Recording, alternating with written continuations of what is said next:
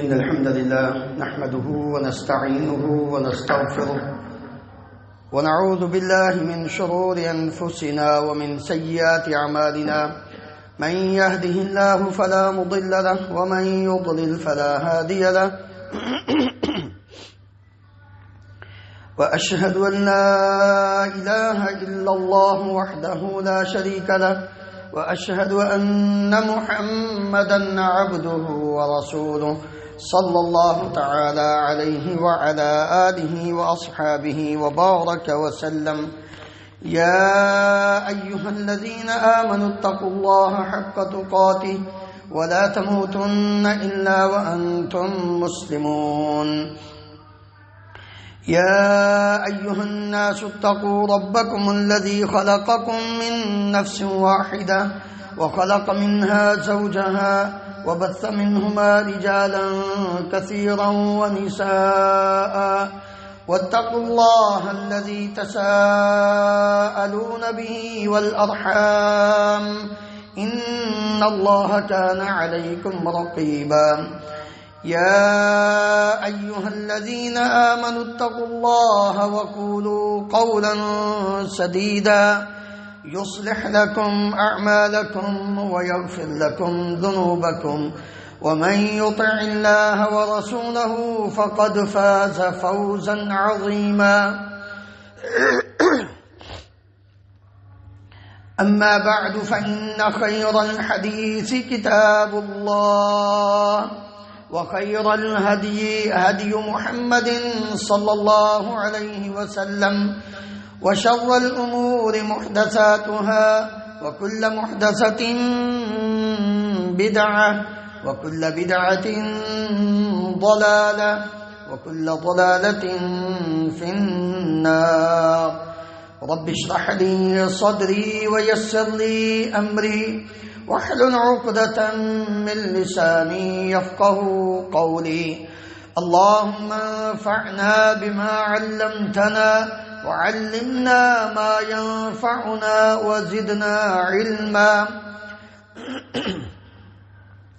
سبحانك لا علم لنا إلا ما علمتنا إنك أنت العليم الحكيم رب أوزعني أن أشكر نعمتك التي أنعمت علي وعلى والدي وأن أعمل صالحا ترضى وأصلح لي في ذريتي إني تبت إليك وإني من المسلمين اللهم طهر قلوبنا من النفاق وأعمالنا من الرياء وألسنتنا من الكذب وأعيننا من الخيانة فإنك تعلم خائنة الأعين وما تخفي الصدور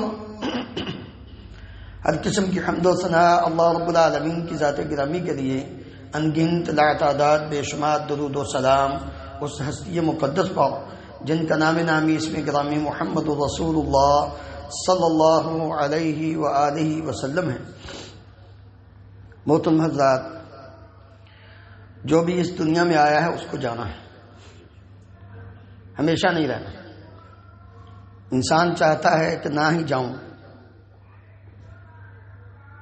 اور 1 سال مل جائے اور 1 سال مل جائے۔ یشاء المرء خلودا فی الدنیا وخلد المرء فی الدنیا محال نزلنا هاهنا ثم ارتحلنا كذا الدنیا نزول وارتحال۔ بندہ یہ چاہتا ہے کہ ہمیشہ رہوں دنیا میں، لیکن دنیا میں ہمیشہ رہنا اس کا محال ہے۔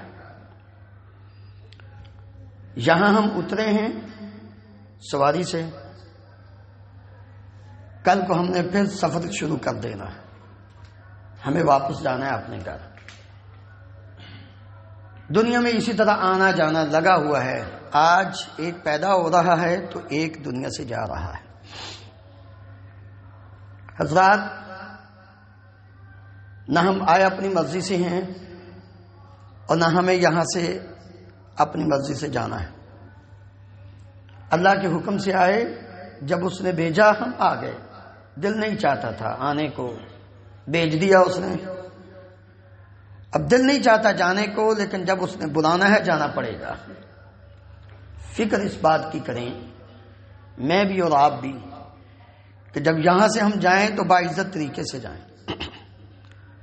پردیس میں ہم بیٹھے ہوئے ہیں، ہر شخص یہی تمنا اور خواہش رکھتا ہے کہ اپنے وطن، اپنے ملک میں عزت کے ساتھ چلے جائیں. جب تک اللہ نے رزق دیا ہوا ہے کھائیں، کوئی ایسی پریشانی مصیبت کے اندر پھنس کر نہ جائیں، باعزت طریقے سے جیسے آئے تھے ویسے چلے جائیں. اسی طرح اس سے کہیں بڑھ کر اس بات کی فکر کرنی ہے کہ جب دنیا سے جائیں تو رب العالمین ہم سے خوش ہو، ہمارا خاتمہ اچھا ہو. اس کی اہمیت، اس کے اسباب، اس کی علامات کیا ہیں، اس پر ذرا غور کریں. اس سے بڑھ کر اس کی اہمیت اور کیا ہو سکتی ہے کہ خود مالک الملک مجھے اور آپ کو اس بات کا حکم دے رہے ہیں، یا ایھا الذین آمنوا اتقوا اللہ حق تقاتہ ولا تموتن الا وانتم مسلمون. ایمان والو، اللہ سے اس طرح ڈرو جیسے اس سے ڈرنے کا حق ہے. زندگی بسر کرتے ہوئے جب تم اپنے آخری سانس کی طرف لوٹو تو تمہاری موت اس حالت میں آئے کہ تم اللہ رب العالمین کے مطیع و فرما بردار مسلمان بندے ہو. یہ اللہ رب العالمین مجھے اور آپ کو حکم دے رہا ہے. اس سے اندازہ ہوتا ہے کہ اچھے خاتمہ، حسن خاتمہ کی کتنی اہمیت ہے. کہ اللہ ہمیں کہہ رہا ہے کہ لوگوں زندگی اس طرح بسر کرو کہ تمہیں موت اسلام پر آئے، کفر پر نہ آئے، شرک پر نہ آئے، بدعت پر نہ آئے. تمہیں اچھے کام کرتے ہوئے، نیک عمل کرتے ہوئے موت آئے. یہ رب العالمین اور انبیاء کرام علیہم الصلاۃ کی تربیت سے بھی اس بات کا اندازہ ہوتا ہے کہ کتنی فکر تھی ان کو حسن خاتمہ کی. اللہ رب العالمین فرماتے ہیں کہ ابراہیم اور یعقوب علیہ السلام نے اپنی اولاد کو کیا فرمایا تھا؟ وَوَصَّى بِهَا إِبْرَاهِيمُ بَنِيهِ وَيَعْقُوبُ. یہ صرف مجھے اور آپ کے لیے نہیں، پہلے نبیوں کو بھی اس بات کی فکر تھی. وَوَصَّى بِهَا إِبْرَاهِيمُ بَنِيهِ وَيَعْقُوبُ يَا بَنِيَّ إِنَّ اللَّهَ اصْطَفَى لَكُمُ الدِّينَ.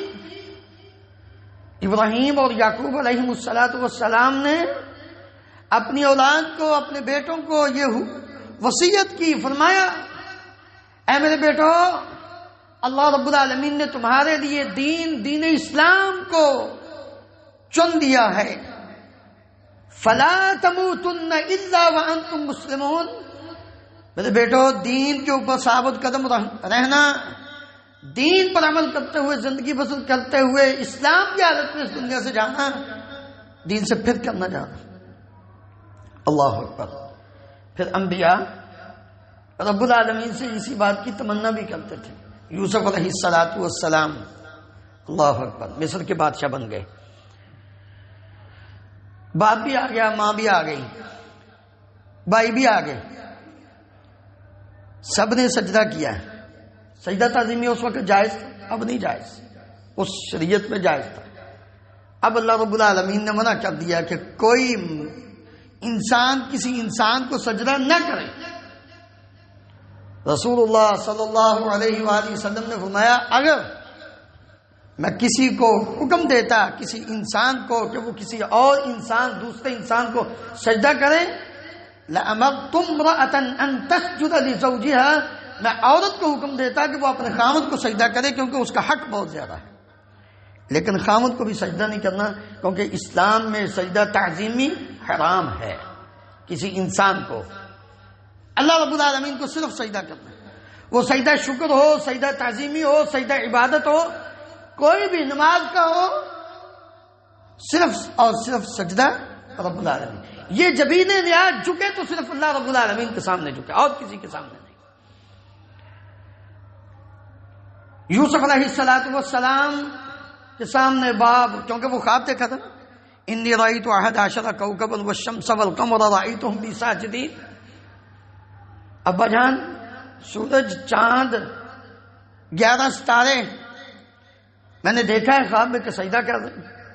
وہ وقت آ گیا، باپ بھی، ماں بھی، 11 بھائی بھی، اس وقت رب العالمین کے سامنے ہاتھ اٹھائے، دعا کی، رب قد آتیتنی من الملک وعلمتنی من تأویل الاحادیث فاطر السماوات والارض انت ولی فی الدنیا والآخرہ توفنی مسلما والحقنی بالصالحین۔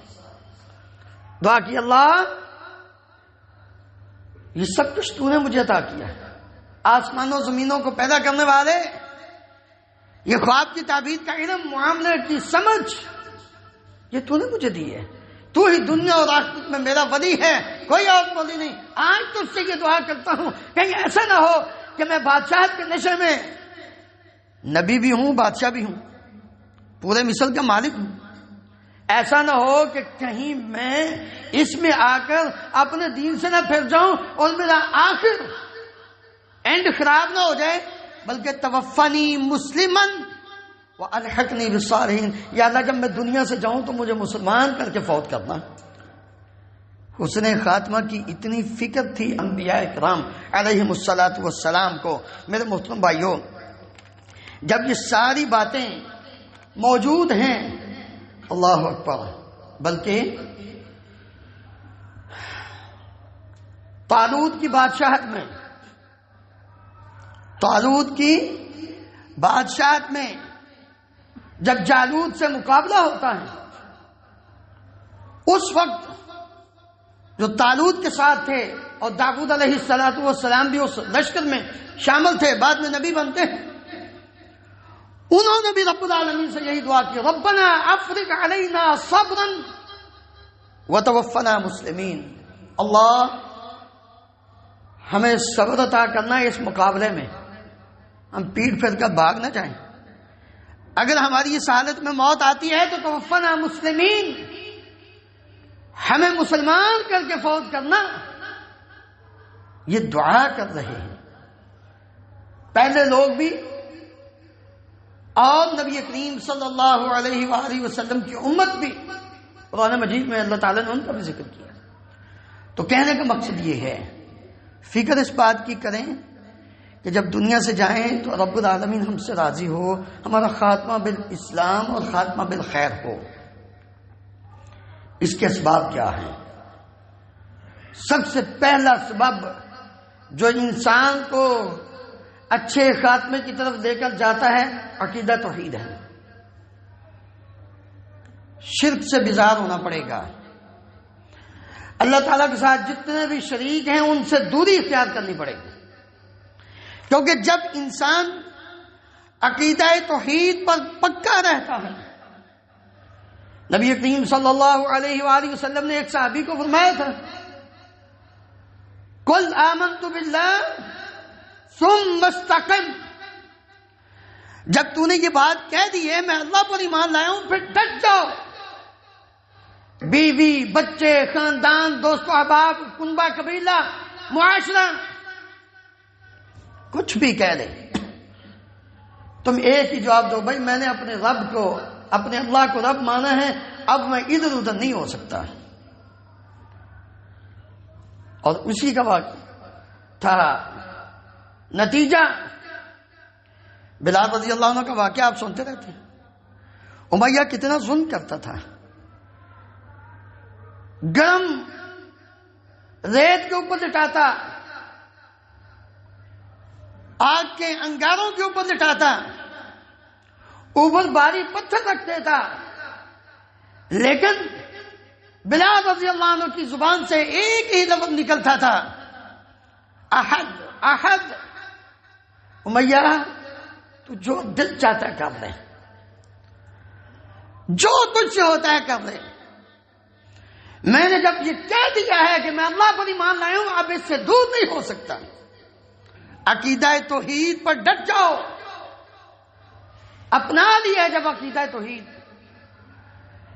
کسی بابے کا، کسی پیر کا، کسی کتب کا، کسی ابدال کا دل میں ڈر اور خوف اور اس کی محبت نہیں ہونی چاہیے۔ آج ہم بلیوں سے ڈرنا شروع کر دیتے ہیں، ہمارا عقیدہ کیسا اور حسن خاتمہ کیسے ملے گا؟ جب انسان عقیدہ توحید پر ڈٹ جاتا ہے، پھر رب العالمین کا یہ اعلان ہے ان الذین قالوا ربنا اللہ ثم استقاموا تتنزل علیہم الملائکہ الا تخافوا ولا تحزنوا وابشروا بالجنة التي كنتم توعدون نحن اولیاؤکم فی الحیاة الدنیا وفی الآخرہ ولکم فیہا ما تشتہی انفسکم ولکم فیہا ما تدعون نزلا من غفور الرحیم۔ جن لوگوں نے یہ کہا کہ ہمارا رب اللہ ہے، پھر اس پہ ڈٹ جائے۔ اللہ رب العالمین فرماتے ہیں ادھر سے موت آئی ہے، ادھر سے اللہ کے فرشتے آ گئے، وہ کیا کہتے ہیں اللہ تخافوا ولا تحزنوا، اور دنیا سے جانے والے اب تجھے پریشان ہونے کی ضرورت نہیں ہے، خوف زدہ ہونے کی ضرورت نہیں ہے۔ وَأَبْشِرُوا بِالْجَنَّةِ الَّتِي كُنْتُمْ تُوعَدُونَ، اس جنت کا جس سے تیرے ساتھ وعدہ کیا گیا، خوش ہو جو تمہارا ٹھکانہ جنت ہے۔ کتنے واقعات ہیں، وہ نجار سورہ یاسین میں انبیاء کی حمایت کرنے والے کو جب قوم نے مارا، مار مار کر موت تک پہنچا دیا، اس وقت وہ کیا کہتا ہے قال یا لیت قومی یعلمون بما غفر لی ربی وجعلنی من المکرمین۔ تاریخ مدینہ دمشق میں ابن عساکر رحمہ اللہ لکھتے ہیں کہ ادھر اس کی روح پرواز ہو رہی تھی، ادھر رب العالمین نے ساتوں آسمانوں سے پردے ہٹا کر جنت میں اس کا گھر اس کو دکھا دیا تھا۔ وہ کہتا ہے کاش میری قوم کو پتا چل جاتا آج میرے رب نے میرے ساتھ کتنا اچھا سلوک کیا ہے۔ آسیہ فرعون کی بیوی لٹا کر ہاتھوں میں کیل ٹھونک رہا ہے، کیل سزا دے رہا ہے، وہ دعا کر رہی ہے وضرب اللہ مثلا للذین آمنوا امرأة فرعون اذ قالت رب ابن لي عندك بيتا في الجنة ونجني من فرعون وعمله ونجني من القوم الظالمين۔ اللہ دنیا سے تو جانا ہی ہے، اب اس ظالم بدبخت سے نجات دے دے اور اپنے پاس جنت میں گھر بنا دے۔ یہ حسن خاتمہ ہے۔ بلال رضی اللہ عنہ عقیدہ توحید پر جب ڈٹے، چلتے زمین پر ہیں، جنت میں قدموں کی آواز امام الانبیاء نے سنی علیہ الصلوۃ والسلام۔ کیوں؟ عقیدہ توحید، شرک سے پاک ہو جاؤ۔ اللہ اکبر۔ دوسرا سبب کہ انسان نیک عمل کرے، نیک عمل کرتے ہوئے جب اس کی موت آتی ہے، نیک عمل میں جب انسان ہمیشہ رہتا ہے، تو یہ بھی حسن خاتمہ کا ایک سبب ہے کہ اللہ رب العالمین موت کے وقت بھی اس کو اسی سبب کے اوپر لگا دیتے ہیں۔ انس بن مالک رضی اللہ عنہ بیان کرتے ہیں نبی کریم صلی اللہ علیہ وسلم نے فرمایا ان اللہ تعالی اذا اراد بعبد خیرا، اللہ جب کسی بندے سے خیر کا ارادہ کرتے ہیں استعملہ، تو اس کو استعمال کر دیتے ہیں، اس کو کام میں لگا دیتے ہیں۔ فقیر ایک صحابی نے کہا وکیف یستعملہ یا رسول اللہ، اللہ اس کو کام میں کیسے لگاتے ہیں؟ قال یوفقہ لعمل صالح قبل الموت، اللہ اس کو موت سے پہلے نیک عمل کی توفیق دے دیتے ہیں۔ اسی طرح انسان اپنی زندگی میں سچ کے اوپر قائم رہے، ہمیشہ سچ بولے، یہ ایک سبب ہے، کیونکہ قیامت کے دن جھوٹوں کی کوئی سنوائی نہیں۔ جو دنیا میں جھوٹ بولتے ہیں بدبختوں نے وہاں بھی جھوٹ ہی بولنا ہے، قرآن کہتا ہے۔ وقت نہیں، بس صرف اتنی بات بتاؤں، سچ کے اوپر قائم ہو جاؤ، کیونکہ رب العالمین نے فرمایا ھذا یوم ينفع الصادقین صدقهم، قیامت کے دن ان لوگوں کو فائدہ ہونا ہے جو لوگ دنیا میں سچ بولتے ہوں گے۔ جھوٹوں کو جھوٹ فائدہ نہیں دے گا، سچوں کو فائدہ دے گا، کیونکہ سچ انسان کو دنیا میں نیکی کی طرف لے کر جاتا ہے اور نیکی انسان کو جنت کی طرف لے کر جاتی ہے۔ اور جب انسان سچ بولتا ہے تو یہ اس کے اچھے خاتمے کی علامت ہوتی ہے، اسباب ہوتا ہے کہ انسان اس دنیا سے جب جائے گا تو اس کا خاتمہ اچھا ہوگا۔ اسی طرح انسان ثابت قدم رہے، ہر حال میں دین کے مطابق اپنی زندگی بسر کریں. یثبت اللہ الذین آمنوا بالقول الثابت فی الحیاۃ الدنیا وفی الآخرہ. رسول اللہ صلی اللہ علیہ وآلہ وسلم فرماتے ہیں ایک بندہ آیا، اس نے آ کے جہاد پر بیعت کی نبی صلی اللہ علیہ وسلم سے. عربی آیا، بیعت کی اس نے، مال غنیمت ملا چھوڑا اور وہ نکل گیا پھر جہاد کے لیے، شہید ہو گیا. نبی کریم صلی اللہ علیہ وآلہ وسلم فرماتے ہیں کہ اللہم ان عبدک ھذا خرج مہاجرا فی سبیلک فقتل شہیدا وانا شہید علی ذلک. اللہ، یہ تیرا بندہ ہجرت کر کے اپنے گھر سے نکلا تھا اور تیرے راستے میں شہید ہو گیا، اور میں اس بات کی گواہی دیتا ہوں کہ یہ اپنے اس عمل میں سچا تھا. نبی کریم صلی اللہ علیہ وسلم اس کے سچا ہونے کی گواہی دے دیں. حضرت عثمان غنی رضی اللہ عنہ کا محاصرہ ہوتا ہے. نبی کریم صلی اللہ علیہ وسلم ایک دن خواب میں ملتے ہیں، فرماتے ہیں عثمان اصبر فإنک تفطر عندنا غدا. عثمان صبر کرنا، بے صبری کا مظاہرہ نہ کرنا. تکلیف بڑی آئی ہے، ان بدبختوں نے بڑا تجھے تنگ کیا ہے، لیکن جب تم صبر کرو گے، استقامت اختیار کرو گے، تو پھر کل ہمارے پاس ہی تم افطاری کرو گے. کیونکہ عثمان غنی رضی اللہ عنہ نے وہ جتنے دن بھی گزرے تھے ہر روز روزہ رکھ لیتے تھے، نہ کچھ کھانے کو نہ کچھ پینے کو، پانی بھی نہیں پہنچنے دیا. لوگ محرم کے دنوں میں بڑا شور ڈالتے ہیں، سینہ پیٹتے ہیں، جی اتنے دن پانی، کوئی پانی نہیں بند ہوا کربلا میں. جھوٹ ہے سب، پانی بند ہوا عثمان غنی رضی اللہ عنہ کا، کبھی ذکر ہی نہیں کیا کہ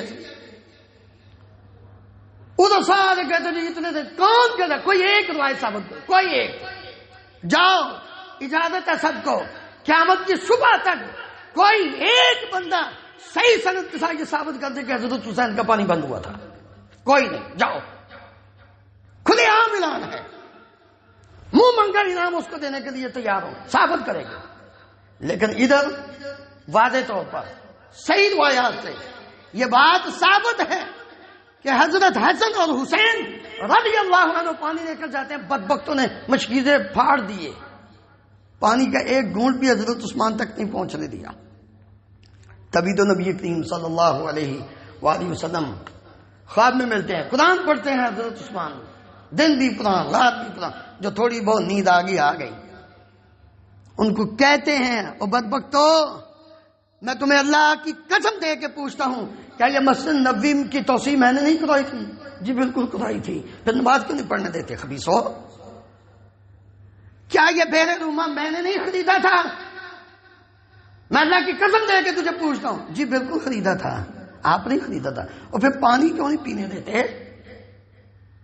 نہیں جی نہیں، ہم نے کرنے دیتے. کہنے لگا کیا نبی کریم صلی اللہ علیہ وسلم نے مجھے خلافت کی، مجھے جنت کی بشارت دی تھی کہ نہیں دی تھی؟ بالکل دی تھی. تو پھر کیوں مجھے تنگ کرتے ہو؟ تم کہتے ہو میں خلافت چھوڑ دوں، اللہ کی قسم نہیں چھوڑوں گا، کیونکہ نبی کریم صلی اللہ علیہ وسلم نے مجھے فرمایا تھا عثمان لوگ تیری قمیض مراد خلافت تھی چھیننے کی کوشش کریں گے، نہیں اتارنی قمیض، شہید ہو جاؤ، کوئی بات نہیں. حضرت عثمان کا پانی. جب یہ بات ہوئی تو نبی صلی اللہ علیہ وسلم نے فرمایا عثمان پریشان نہ ہو، آج افطاری ہمارے پاس کرنا جنت میں.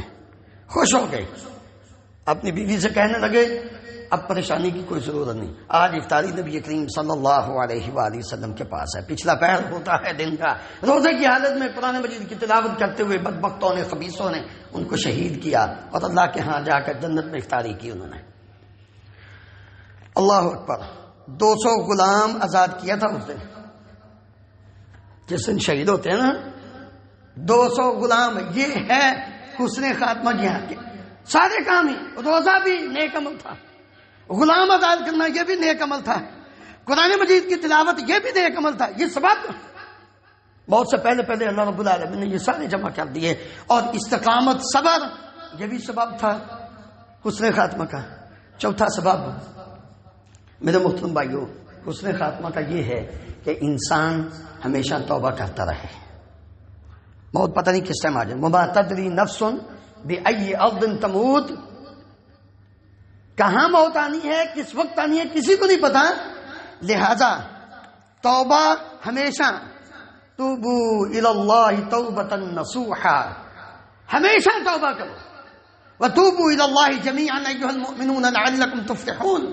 ہمیشہ اپنے رب کی طرف رجوع، اللہ کی طرف اپنا تعلق مضبوط کرو.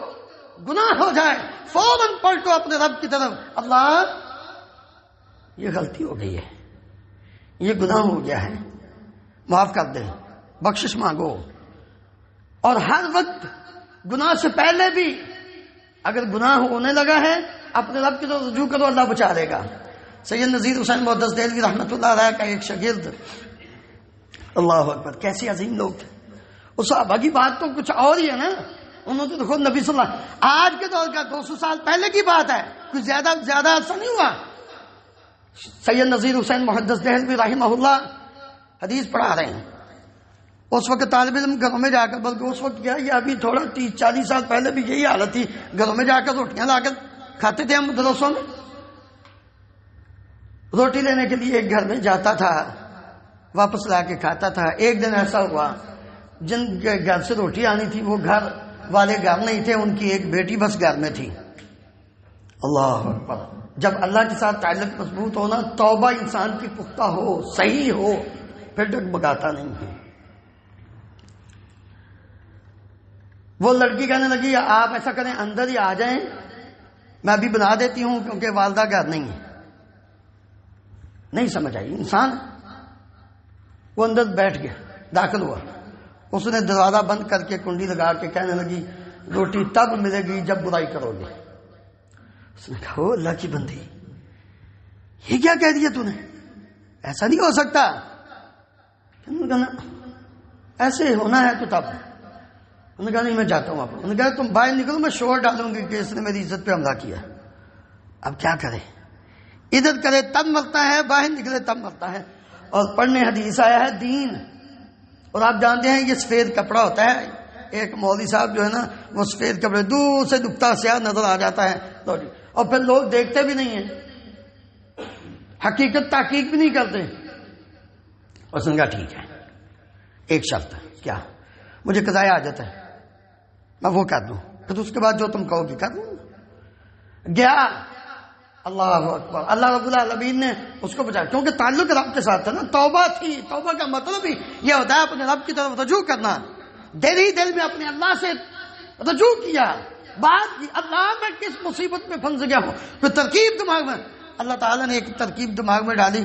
گیا اس نے قضائے حاجت تو کیا کرنی تھی، جو پہلے وقتوں میں چھت کے اوپر ایک سائڈ پہ وہ فلش سسٹم تو ہوتا نہیں تھا، گندگی پڑی وہ تھوڑی سی اپنے جسم پہ ڈال لی. جب نیچے آیا دیکھا اس نے کہا کیا گندے انسان ہو تم کیسے مسلمان ہو. جیسے عادت ہوتی ہے وہ دیکھ کے گندگی دبا گا، نکل گیا.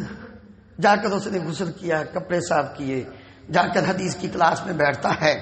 اللہ اکبر. استاد پوچھتے ہیں یہ خوشبو کس نے لگائی ہے، بڑی تیز خوشبو ہے. انہوں نے بولے نہیں، ناک پہ کپڑا رکھا. اس نے سمجھا کہ شاید یہ میرا جو عمل ہے نا، ابھی یہ گندگی کی جو بو ہے نا وہ نہیں گئی. وہ دوبارہ جاتا ہے، جا کے غسل کرتا ہے، تیسری بار واپس آتے ہیں. بیٹا بات سنو، یہ خوشبو کہاں سے لگا کر آئے ہو، اتنی تیز برداشت تھی. رونے لگ گیا. کہنے لگا استاد محترم خوشبو نہیں ہے، یہ ہوا ہے. بیان کرنے والے بیان کرتے ہیں وہ طالب علم فوت ہو گیا. وہ طالب علم فوت ہو گیا. جب فوت ہوا اس کی قبر کی مٹی سے بھی اسی طرح خوشبو آتی تھی جس طرح اس کی زندگی میں اس سے خوشبو آتی تھی. آؤ ان اسباب کو اپنے اندر پیدا کرو جن سے انسان کی زندگی کا آخر اچھا ہوتا ہے. اللہ رب العالمین مجھے اور آپ کو عمل کرنے کی توفیق عطا فرمائے.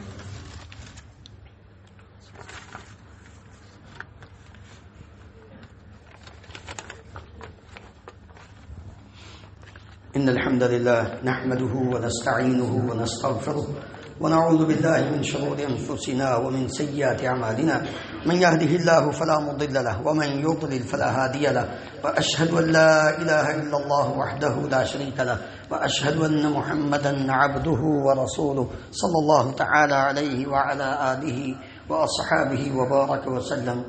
حسن خاتمہ کے اسباب کو اپنی زندگی میں ڈالتے ہوئے اس بات کا بھی پورا خیال ہونا چاہیے کہ جو برے خاتمہ کے اسباب ہیں ان سے بھی بچیں۔ وہ کام جن کی وجہ سے انسان کا خاتمہ برا ہو ان سے انسان کو بچنا چاہیے۔ ان میں سب سے پہلے تو عقیدے کی خرابی، شرک نہیں ہونا چاہیے، عمل میں بدعت نہیں ہونی چاہیے۔ اسی طرح انسان کا جو ظاہر اور باطن ہے، زبان اور فعل، قول اور عمل، یہ دونوں یکساں ہونے چاہیے، ان میں دوگنی پلیسی منافقت نہیں ہونی چاہیے۔ اسی طرح تیسرا جو سبب ہے برے خاتمے کا وہ یہ ہے کہ انسان گناہ کے ساتھ دل نہ لگائے اور پھر اس گناہ کو کرنے پر اصرار نہ کرے۔ گناہ ہو جانا کوئی بڑی بات نہیں، انسان ہے، لیکن فوراً اپنے رب سے اس گناہ سے پیچھے ہٹ جائے اور توبہ کرے۔ چوتھا جو ہے وہ برے خاتمہ کے اسباب کہ دنیا کی محبت کو اپنے دل میں جگہ نہ دے، اللہ کی محبت کو جگہ دے، اسلام کی محبت کو، قرآن کی محبت کو، نبی کریم صلی اللہ علیہ وسلم کی محبت کو دل میں جگہ دے، دنیا کو نہ دے۔ دنیا انسان کو وہ ملے گی جو اس کے مقدم ہے۔ پانچواں یہ ہے کہ انسان دین پر استقامت کو چھوڑے نہ، تکلیفیں آئیں گی، وتواصوا بالحق وتواصوا بالصبر، ڈٹ جائے، استقامت اختیار، چھوڑ نہ دے، استقامت کو اختیار کرے۔ اور چھٹا سبب یہ ہے کہ اللہ تعالیٰ کو چھوڑ کر کسی اور سے دل نہ لگائے۔ ہم ڈرنے میں ابتدا میں کہا تھا، ہم چھوٹی چھوٹی چیزوں سے، یہ انسانوں سے ڈرنا شروع کرتے ہیں کہ بابا جی اگر اس درخت کی قبر کی وہ شاخ توڑی نا تو بابا جی ٹانگ توڑی نا۔ کیوں؟ بابا کو کیا اس کے پاس ہے؟ بابا کے پاس وہی توڑ دے گا۔ اس لیے نہ ڈرو، کچھ بھی نہیں یہ کر سکتے، بیچارے قبر میں پڑے ہوئے، کیا انہوں نے کرنا ہے یار، کوئی اللہ نے عقل دی ہے، تھوڑا سا سمجھے بھی کرو نا۔ ساتواں یہ ہے کہ توبہ کرنے میں ٹال مٹول نہ کرے، غلطی ہو جائے کوئی بات نہیں، فوراً توبہ کرو، اپنے رب کی طرف رجوع کرو۔ اللہ رب العالمین ہم سب کو حسن خاتمہ نصیب فرمائے۔ نبی کریم صلی اللہ علیہ وآلہ وسلم اللہ تعالیٰ سے دعا بھی کیا کرتے تھے، اللہم یا مقلب القلوب ثبت قلبی علی دینک، اے دلوں کو پھیرنے والے میرے دل کو دین پر ثابت رکھنا، یہ دعا کیا کرتے تھے۔ اس لیے دعا کیا کریں۔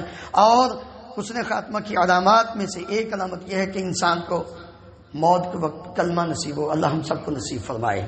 اسی طرح موت کے وقت انسان کی پیشانی پہ پسینے کے قطرے آتے ہیں، یہ بھی المؤمن یموت بعرق الجبین، نبی صلی اللہ علیہ وسلم نے فرمایا کہ مومن پیشانی کے جو پسینے کے قطرے ہیں ان کے وقت اس کی موت واقع ہوتی ہے۔ جمعے کے دن یا جمعے کی رات جو رات گزر گئی اور آج کا دن مغرب سے پہلے اگر کسی کی موت ہوتی ہے، مسلمان کی عقیدہ توحید پر پکا ہے، تو یہ حسن خاتمہ کی ایک علامت ہے۔ اسی طرح انسان اللہ تعالیٰ کے راستے میں جہاد کرتے ہوئے شہید ہوتا ہے تو یہ بھی حسن خاتمہ کی علامت ہے۔